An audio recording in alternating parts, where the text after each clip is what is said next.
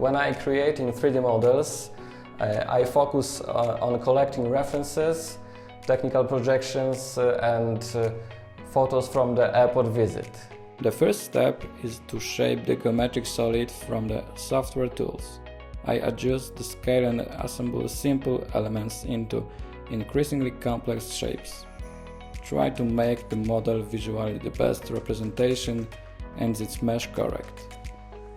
Later comes the process of mapping and applying textures to the model, painting over it. The next stage is animation. I separate the moving parts of the model and animate them. The whole thing is later visually checked in the engine and optimized, keeping everything in the right quality.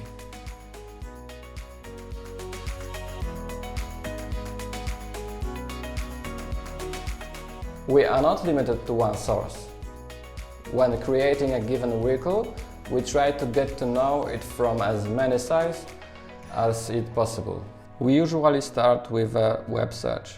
We try to find out as much as possible about in the terms of its use or function. Next are the photos. You can find a lot of them, and at this stage we already discuss them in detail with a whole studio. Not only looks, but also how it will work in the game. Finally, technical drawings and specification given to us by the manufacturers appear before we start work.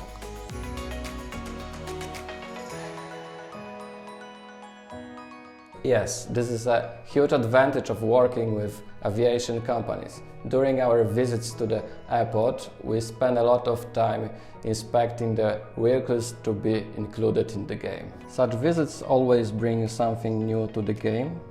It's one thing to have photos or even videos showing the equipment in question, and another to be able to see them up close, to be able to note observation or even to use the equipment ourselves.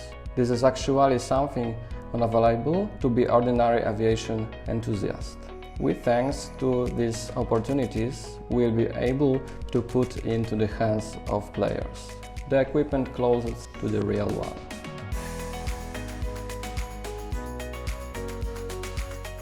Of course, there is a fantastic group of people gathering around the game who not only cheer in the creation, but also contribute a lot to it. The best example is our channel on Discord. There are airport employees, content creators and even pilots. During the exchange of experiences, we get a lot of videos and photos from airports around the world. We learn a lot about how the work on the ground looks like. We also have a special in-house insider program where a group of aviation-related people have gathered and are helping us with a content site. If anyone is interested in aviation, our Discord channel is a perfect place for them.